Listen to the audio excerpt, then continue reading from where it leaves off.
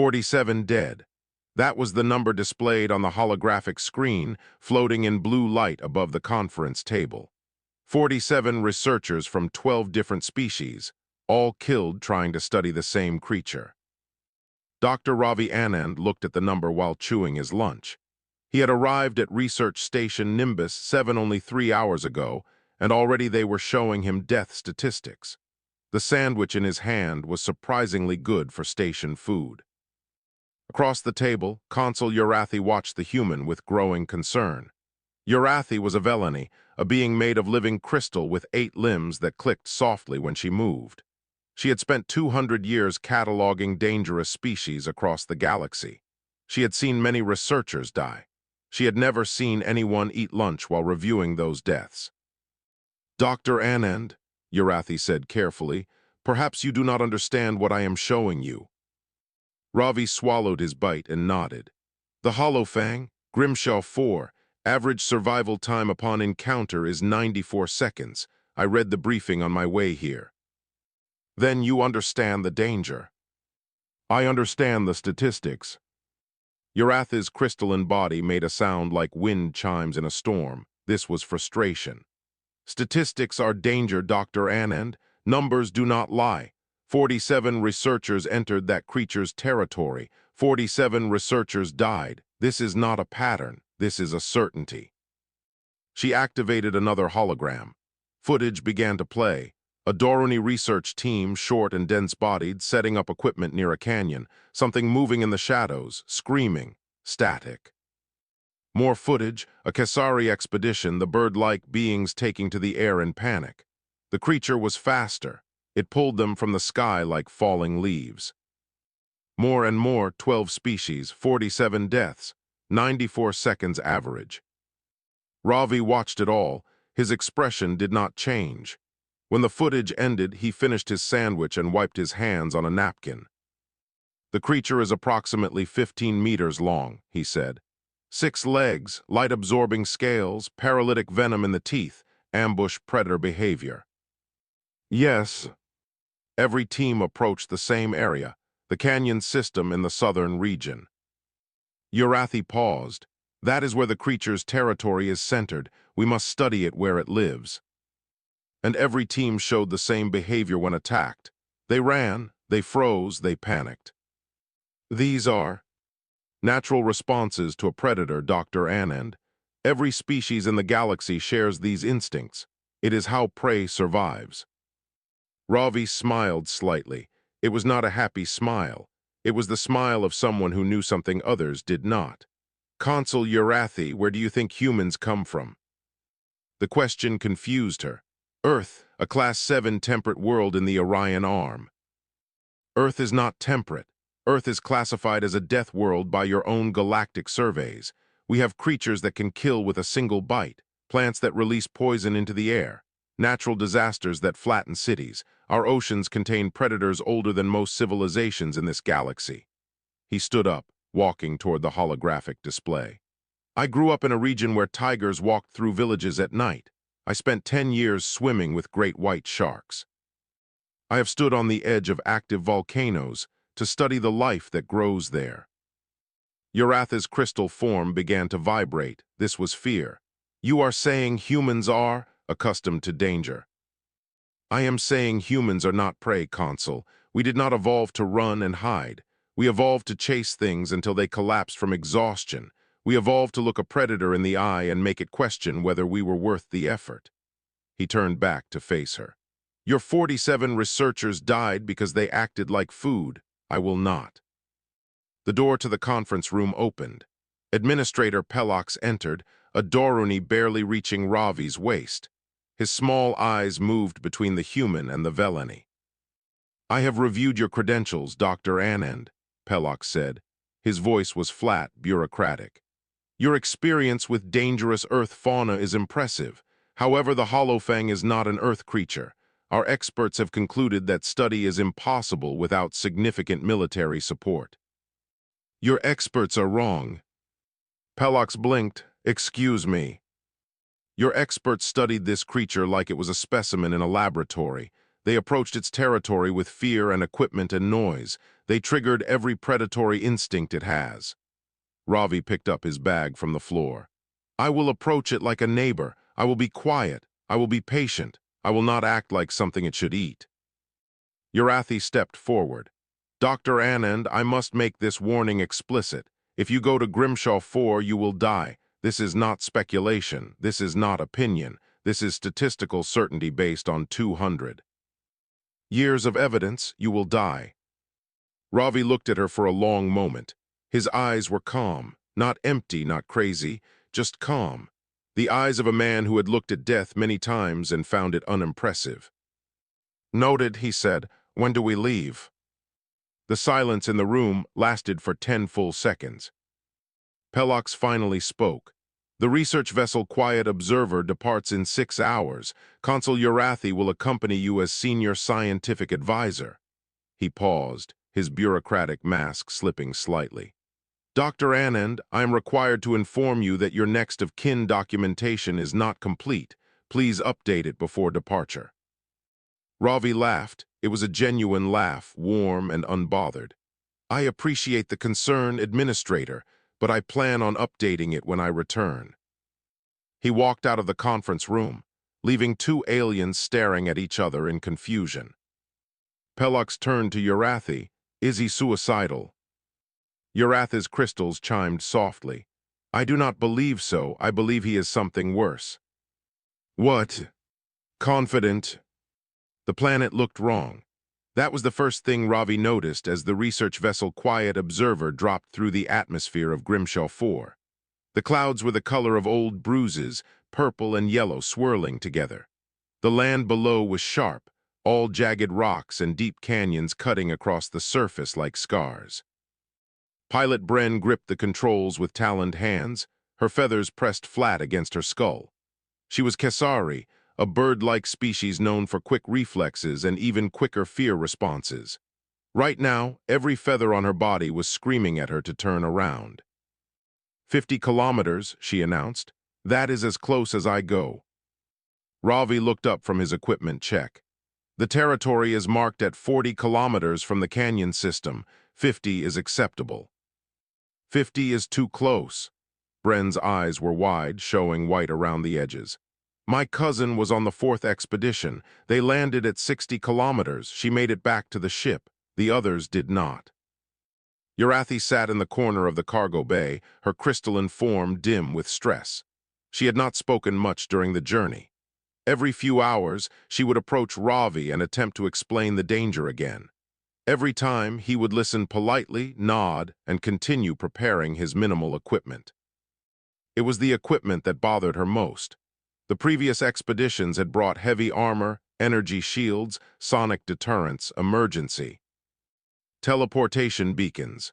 Ravi had packed a medical kit, food rations, a small recording device, and what he called a patient's blanket, which was simply a square of fabric for sitting on the ground. Dr. Anand, Urathi tried one more time. The Hollow Fang's scales absorb light. It is nearly invisible in shadow. You will not see it coming. I know. Its venom causes complete paralysis within 4 seconds. You will not be able to run. I know. Then why do you carry no weapons, no protection? Ravi zipped his pack closed and looked at her. His face was patient, like a teacher explaining something simple to a struggling student. Consul, every team that brought weapons used them. Every team that brought armor felt safe behind it. They walked into that creature's home acting like conquerors, and they died like invaders. He shouldered his pack. I am going as a guest. Guests do not bring weapons to dinner. The ship shuddered as it touched down. Through the viewport, Ravi could see the landscape stretching toward the distant canyon system. The ground was covered in strange plants, glowing faintly in the dim light. The air outside was thick with acidic fog that would burn unprotected skin within minutes. Bren powered down the engines but kept the emergency systems hot. I will wait exactly 72 hours. After that, I leave. No exceptions.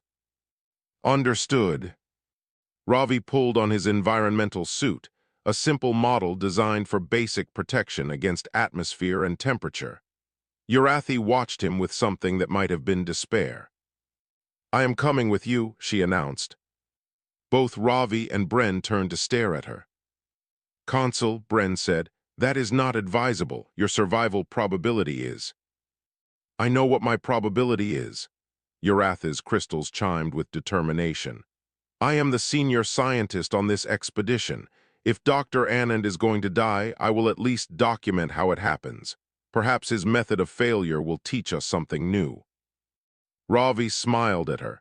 It was the first genuine warmth he had shown since arriving. "Thank you, Consul. I appreciate the company, even if you expect me to die." "I do not expect it, Dr. Anand. I am certain of it, but I have been certain before and been wrong. The universe enjoys proving scientists incorrect." They stepped out of the ship together. The air filter in Ravi's suit hummed as it processed the acidic atmosphere. The ground beneath his boots was unstable. A mixture of rock and some kind of calcium deposit that cracked with each step. They walked in silence for the first hour. The plants around them pulsed with bioluminescence, reacting to their movement. Ravi stopped occasionally to take notes, recording the way certain plants seemed to communicate through light patterns. Urathi watched him work with growing confusion. "You are studying the plants," she said. "Everything is connected, Consul. The Holofang lives here. It did not evolve in isolation. If I understand its environment, I understand it better." They continued. The canyon system grew larger on the horizon, a dark wound in the purple landscape. As they approached, Ravi began to see signs of the creature's presence. Claw marks gouged into rock faces, each mark as long as his arm. Bones scattered in shallow depressions, picked clean and arranged in strange patterns. Then they found the remains. A piece of equipment, half dissolved by the acidic fog. Next to it, fragments of an environmental suit. The suit was Velani design. Urathi stopped, her crystals going completely silent. "Researcher Tilvin," she whispered. "She was on the 9th expedition. We never recovered her body." Ravi crouched beside the remains. He did not touch anything. He simply looked, his eyes moving across the scene with careful attention. "She ran," he said quietly. "How do you know?" "The direction of the claw marks, the position of the remains. She saw the creature and ran. It caught her within seconds." He stood up and looked toward the canyon. "She never had a chance. None of them did, not because the creature is unstoppable, but because they all did exactly what it expected." Urathi's crystals began vibrating again. Ahead of them, the canyon walls rose like the jaws of some enormous beast. Shadows pooled between the rocks, thick and dark. And in those shadows, something moved. Ravi went still, not frozen with fear, but calm, watchful. His eyes tracked the movement without staring directly at it. "It knows we are here," he said softly. Urathi could not speak. Her body was locked in place, every instinct screaming at her to flee. Ravi reached out slowly and touched her arm. "Breathe, Consul. Do not run, do not scream, just breathe." In the darkness ahead, 2 points of light appeared, eyes watching them. "And now," Ravi said, his voice steady as stone, "we introduce ourselves." The creature emerged from the shadows. Like a nightmare given form, 15 meters of dark muscle and darker scales, moving with a silence that seemed impossible for something so massive. 6 legs carried it forward in a pattern that was almost hypnotic, each step perfectly placed. Its head was long and narrow, filled with rows of teeth that glistened with venom, and its eyes, those 2 points of cold light, never blinked. Urathi stopped breathing. Her crystalline body locked completely, every molecule frozen in place. This was the survival response of her species, perfected over millions of years. When faced with a predator, a Velani became still, hoping to be overlooked. The Holofang saw her immediately. Its head turned, tracking her stillness with predatory interest. This was prey behavior. This it understood. Then it noticed Ravi. The human had not frozen. He had not run. He stood in the open, his body relaxed, his breathing slow and steady. His eyes met the creature's gaze without challenge, without fear. He simply looked at it, the way one might look at an old tree or a distant mountain. The Holofang paused. This was wrong. This small, soft creature should be running, should be screaming, should be dying. Ravi sat down. He lowered himself to the ground slowly, crossing his legs beneath him, placing his hands open on his knees. The patient's blanket stayed in his pack. The ground was uncomfortable, sharp rocks pressing into his legs, but he did not shift or adjust. He simply sat. The creature's head tilted. In 200 years of documented encounters, no prey had ever done this. It began to circle them. Its movement was liquid, flowing around the rocks and shadows like dark water. Uratha's frozen form tracked it only with her eyes, her body still locked in survival mode. The Holofang passed within 3 meters of her, close enough that she could smell the chemical burn of its breath. It did not attack. Instead, it continued circling, its attention fixed on the sitting human. Ravi watched it move, but his eyes never locked onto it directly. He kept his gaze soft, unfocused, present but not threatening. Predators understood direct stares. A direct stare was a challenge. Ravi was not challenging, he was simply there. 10 minutes passed, 20. The creature circled, testing, waiting for the fear response that never came. Ravi began to speak. "Hello," he said quietly. His voice was calm, conversational, like he was greeting a neighbor. "I am not here to hurt you. I am not here to take anything from you. I just want to understand." The Holofang did not understand words, but it understood tone. The sounds coming from this creature were not the sharp, panicked noises of prey. They were slow, rhythmic, almost soothing. Another 20 minutes. The circling slowed. The creature's posture shifted, the aggressive crouch relaxing slightly. It was still dangerous, still ready to strike, but something had changed. Ravi reached slowly into his pack. The Holofang tensed, muscles coiling. Ravi's hand emerged holding a ration bar. He unwrapped it with deliberate slowness, then tossed it gently toward the creature. The food landed 3 meters from the Holofang's front feet. It sniffed the air, nostrils flaring. The smell was strange, nothing like the prey it knew, but not threatening either. It did not eat the offering, but it did not attack either. The sun moved across the sky. Shadows shifted. Ravi sat. The creature watched. And slowly, so slowly that Uratha almost missed it, the Holofang lowered itself to the ground. It was still alert, still ready, but it had stopped hunting. For the first time in recorded history, the Holofang had decided that something was not worth killing. Eventually, as the light began to fade, the creature rose. It looked at Ravi one more time, those cold eyes holding something that might have been curiosity. Then it turned and disappeared into the canyon shadows, silent as a ghost. Uratha's body unlocked. She collapsed to her knees, her crystals ringing with released tension. Air rushed into her respiratory system in great, shuddering gasps. "How she managed? How did you do that?" Ravi stood up slowly, brushing dirt from his suit. "I did not do anything, Consul. That is the point. Every researcher who came here did something. They ran, they fought, they froze. They triggered its hunting instincts because they behaved like prey." He looked toward the canyon where the creature had vanished. "I behaved like something it had never encountered, something that was not afraid but also not a threat. I confused it." "You confused a creature that has killed 47 trained researchers by sitting on the ground." "Yes." Uratha's crystals made a sound she had never heard them make before. It took her a moment to realize she was laughing. "The entire galactic scientific community has studied this creature for 2 centuries. We have written thousands of papers on its behavior patterns, its hunting strategies, its threat assessment protocols. And you, a human who has been here for 1 hour, defeated all of that by sitting down." "I did not defeat it, Consul. I communicated with it. There is a difference." Ravi pulled out his recording device and began making notes. "The Holofang is intelligent, more intelligent than your research suggested. It does not kill randomly. It kills things that behave like food. I simply chose to behave like something else." "What else is there?" Ravi looked at her, and his eyes held that same calm certainty she had seen since the beginning. "A neighbor, Consul, a guest in its territory, something that deserves consideration, not consumption." He began walking toward the canyon. I want to stay longer. I want to learn more.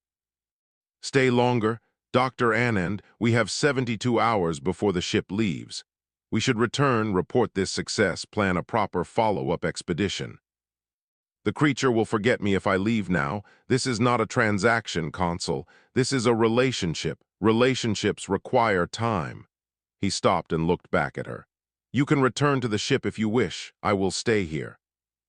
Urathi looked at the canyon, at the shadows that held death, at the human who walked toward them without hesitation. Every instinct told her to flee. Every scientific principle told her to retreat and analyze. But something else, something she had not felt in 200 years of careful research, told her to follow. The ship can wait, she said finally. Let us see what else we can learn. They walked into the canyon together, following the path of a creature that should have killed them, searching for understanding in a place where understanding had never survived before. 3 days in the canyon changed everything Urathi thought she knew about science. She had spent 2 centuries studying dangerous creatures from safe distances, behind energy shields and security barriers. Now she sat on bare rock, watching Ravi observe the most lethal predator in the catalogued galaxy. The Holofang appeared each day. It would emerge from its den in the deeper canyon, circle their small camp, and settle at a distance that grew shorter with each visit. On the first day, it watched from 50 meters. On the second, 30. On the third morning, Urathi woke to find it lying just 10 meters away, its cold eyes fixed on the sleeping human. She had nearly screamed, but Ravi, sensing her tension even in sleep, had opened his eyes and simply said, "Good morning." Not to her, to the creature. Now she understood that this was not madness. This was method. It guards its territory, Ravi explained, making notes on his recording device. But it does not patrol randomly. It follows specific routes, checks specific locations. That suggests something worth protecting. Valuable resources, food sources. Perhaps something more important. He pointed toward the deeper canyon where the shadows grew thick and permanent. Every expedition attacked the same area, the southern approach. They assumed the creature ranged across the entire territory equally. They were wrong. Urathi pulled up the historical data on her own device. The attack locations, the death sites, the desperate final transmissions. They formed a pattern she had never noticed before. Every encounter happened within 2 kilometers of the same coordinates. They were approaching something, she realized. Something the creature was protecting, something worth killing 47 people to defend. Ravi looked at her with that calm certainty. What do predators protect with their lives, Consul? The answer came to her like a cold wave. Young, they were approaching a nesting site. The Holofang, lying nearby, raised its massive head. It watched them with increased attention, as if sensing the shift in their understanding. The creature is not a mindless killer, Ravi continued. It is apparent. Every researcher who died was not hunted for food. They were eliminated as threats to its offspring. He set down his device and looked at the creature directly. You were protecting your family. That is why you killed them. That is why you have not killed us. The Holofang made a sound, low, rumbling, somewhere between a growl and a sigh. It was the first vocalization it had made in their presence. Urathi's crystals chimed with sudden understanding. We approached from the north. We did not trigger its defensive response because we never moved toward the nest. Exactly. She transmitted the discovery to the station immediately. Administrator Pelox responded within minutes, his bureaucratic voice trembling with excitement. This was the first new information about the Holofang in 70 years. The scientific community was already buzzing with the preliminary reports. But Ravi was not interested in reports. He was watching the creature, studying the way it moved, the way it favored its left side when lying down. It is injured, he said quietly. Urathi looked closer. She had not noticed before, too focused on her own fear to study the creature properly. But Ravi was right. There was a discoloration on the Holofang's left flank, a patch where the light-absorbing scales had lost their darkness. Beneath them, she could see damaged tissue, swollen and discolored. An old wound, Ravi observed. Healed badly, probably infected. He pulled the medical kit from his pack and began laying out supplies. Urathi watched him with growing horror. "Dr. Anand, what are you doing?" The sixth expedition carried heavy weapons, energy rifles. They managed to wound the creature before it killed them. He selected a container of antiseptic gel and a roll of bioactive bandages. "We did this. We heard it. Now it lives in constant pain because of our actions." "That is unfortunate, but you cannot possibly be considering." "I am going to help it." The words hung in the air between them. The Holofang's head turned, its eyes tracking the medical supplies with an expression that might have been suspicion or might have been hope. "This is insane," Urathi said. Her crystals were ringing with alarm. "You have survived this long by being passive, non-threatening. If you approach that creature with intent, if you touch it." "I know the risk." "Then why take it? We have accomplished more than any expedition in history. We can leave now, publish our findings, return with proper equipment and support." "And what happens to the creature while we wait?" Ravi's voice was still calm, but there was an edge to it now. "It continues to suffer. It continues to associate all visitors with pain and threat. The next expedition arrives with more weapons, more fear, and the cycle continues." He stood up, medical kit in hand. "We have a chance to change everything, Consul, not just to understand this creature, but to help it, to show it that not everything that comes to its world wants to hurt it." Urathi struggled to find words. "This is not scientific methodology. This is emotional reasoning." "No, Consul, this is human reasoning." Ravi looked at the creature, at the wound that humanity's fear had created. "On Earth, we have a saying, you are responsible for what you have tamed. We did not tame this creature, but we did hurt it. That makes us responsible for its healing." He began walking toward the Holofang. The creature rose to its full height, 15 meters of coiled power, its eyes fixed on the approaching human. Urathi wanted to close her eyes. She wanted to run back to the ship. She wanted to do anything except watch her colleague walk towards certain death. But she did not move. She recorded, because that was all she could do. Ravi stopped 3 meters from the creature. He held up the medical supplies, showing them clearly. Then he sat down, placed the supplies in front of him, and waited. The Holofang could kill him in less than a second. They both knew it. Instead, it lowered itself back to the ground. Its injured side turned slightly toward the human. The cold eyes watched, wary but waiting. Ravi began to move forward, centimeter by centimeter, his hands open and visible. The creature did not retreat, did not attack. It waited to see what would happen next. Behind them, Urathi's recording device captured every moment of something impossible. The Holofang's den smelled like iron and something else, something organic and ancient. Ravi moved through the entrance slowly, his eyes adjusting to the deeper darkness within. Behind him, the canyon walls blocked most of the already dim light of Grimshaw 4. Ahead, there was only shadow. He had left Urathi at the camp over her protests. This was something he needed to do alone. The creature had allowed him to approach its injured side, had remained still while he examined the wound, but it had not let him treat it. Instead, it had risen and moved toward the den, pausing at the entrance to look back. An invitation or a test, Ravi was not sure which. The den opened into a larger chamber after 20 meters. Bioluminescent fungus grew on the walls here, casting a faint blue glow across the space. It was enough light to see by, barely.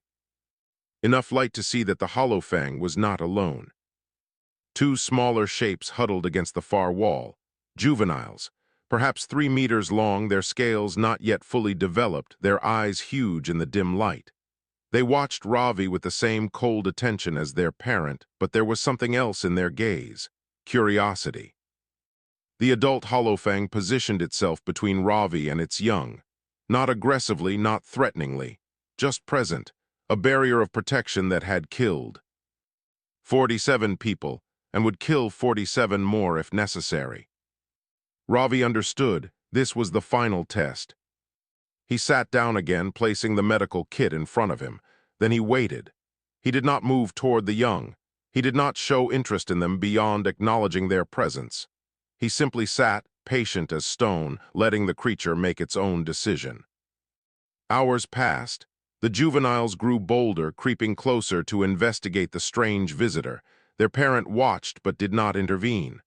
One of the young ones approached, close enough that Ravi could have touched it. He kept his hands still.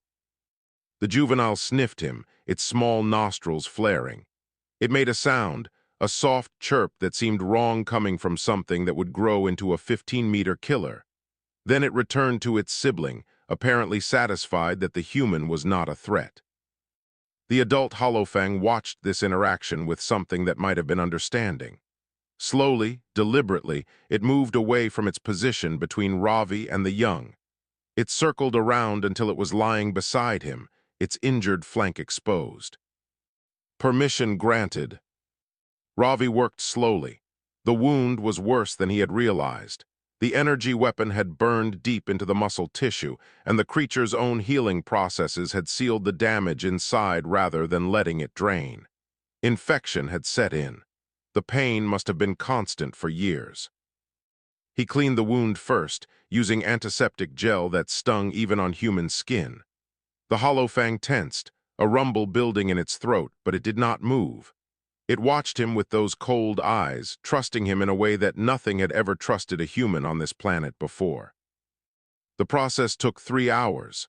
Ravi drained the infection, applied healing compounds, wrapped the area in bioactive bandages that would continue treatment over the coming days. Throughout it all, he spoke quietly, keeping his voice calm and steady, letting the creature hear that he meant no harm. The juveniles watched from their corner, occasionally chirping to each other. When he finished, Ravi sat back, exhausted. His hands were steady, but his body ached from holding still for so long. The Holofang turned its head, examining the bandaged wound. It made a sound, that same low rumble, but softer now. Different. Acknowledgement, not gratitude exactly. Not in the way humans would understand it, but something close. Ravi gathered his supplies and prepared to leave. The creature did not stop him, but as he reached the entrance to the den, he heard movement behind him. The adult Holofang had risen, following. Outside, Urathi was waiting. She had not slept, her crystalline form dim with exhaustion but still recording, still documenting. When Ravi emerged from the den unharmed, her crystals made a sound like bells ringing in celebration. "You are alive," she said, as if she had not expected it despite all evidence. "I am alive," Ravi agreed. He sat down heavily on a rock, his legs finally giving out. "And so is the creature, that is what matters." The Holofang emerged behind him. It looked at Urathi, at the camp, at the path leading back toward the ship. Then it lay down beside Ravi, close enough that the human could feel the heat radiating from its massive body. "This is remarkable," Urathi breathed.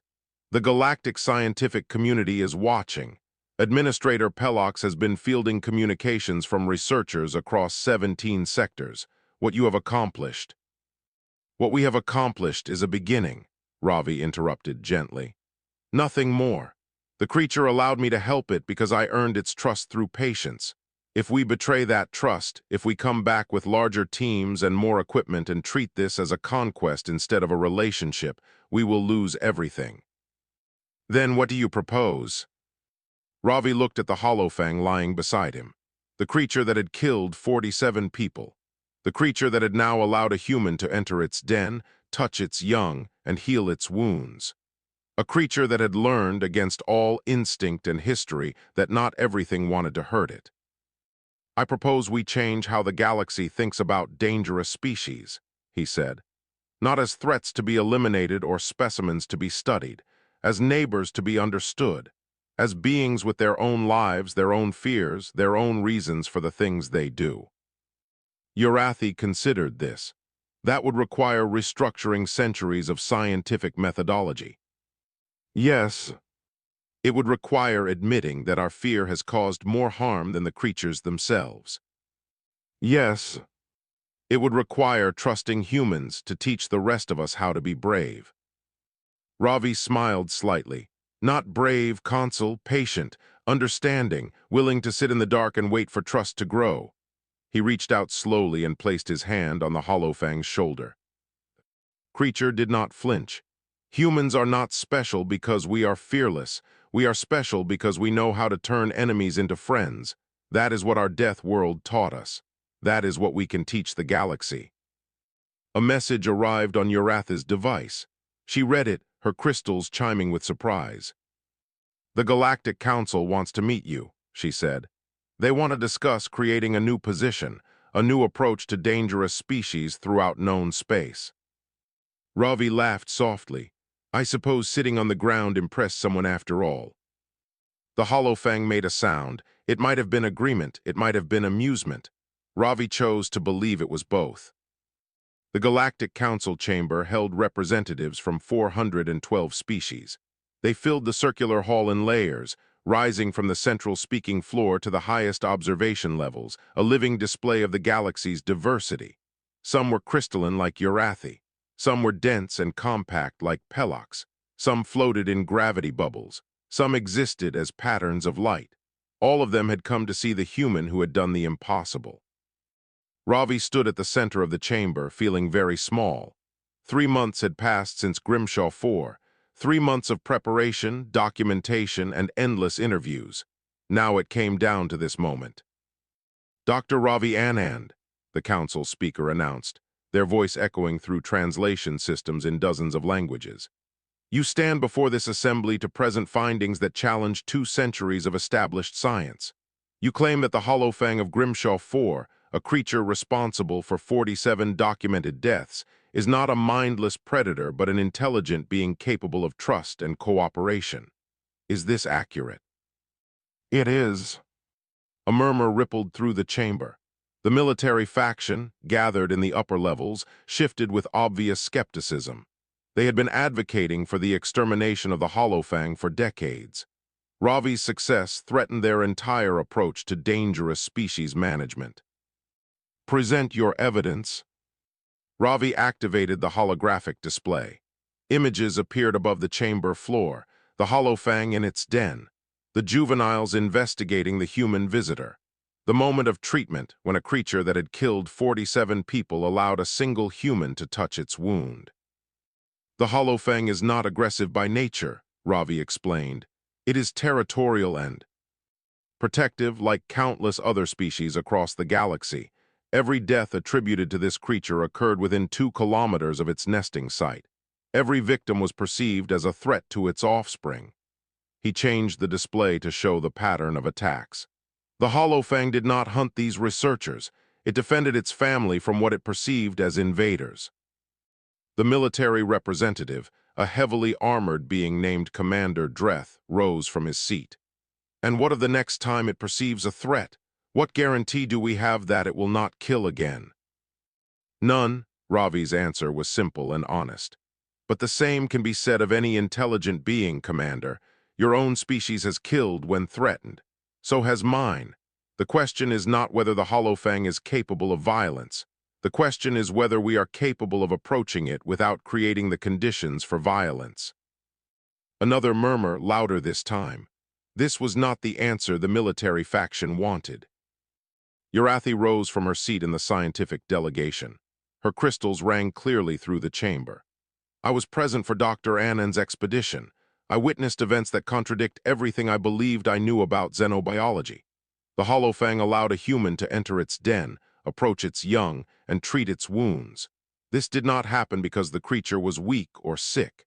It happened because Dr. Anand demonstrated a form of communication that our science has never considered." "What form of communication?" the speaker asked. "Patience," Uratha answered. "Respect, the willingness to approach not as a predator or as prey, but as an equal. These are not terms that appear in our research protocols. Perhaps they should be." The debate continued for hours. Arguments flew back and forth across the chamber.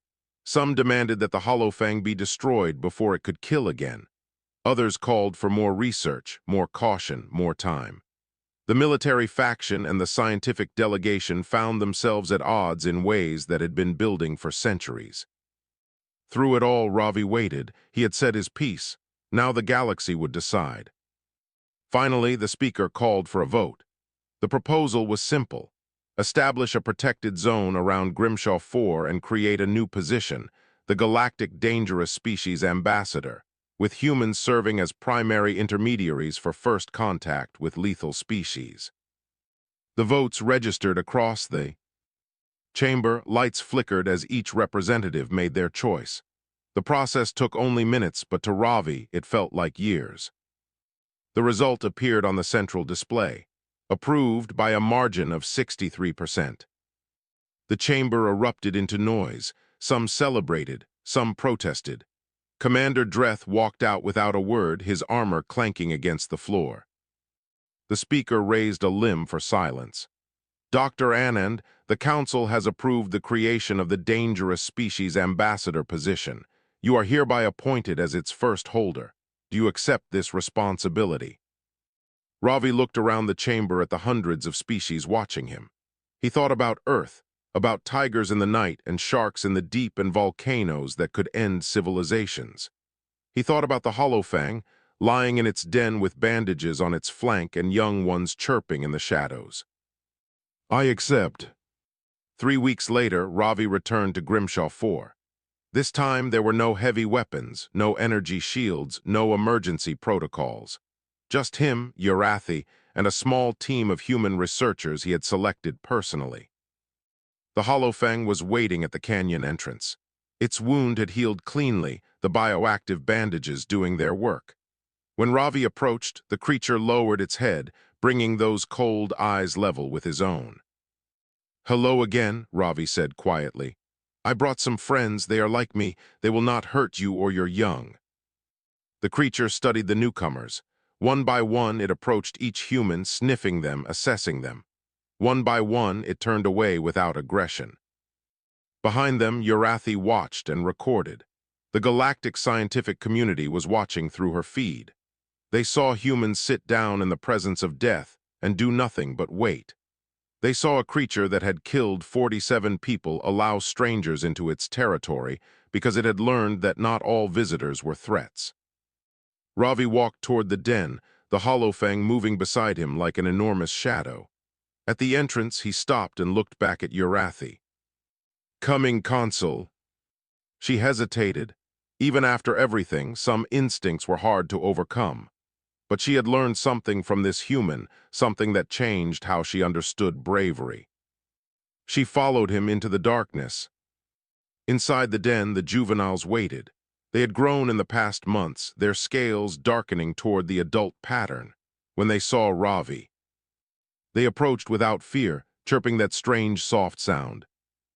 Ravi sat down among them, a human surrounded by creatures that should have killed him, at peace in a place where 47 researchers had died.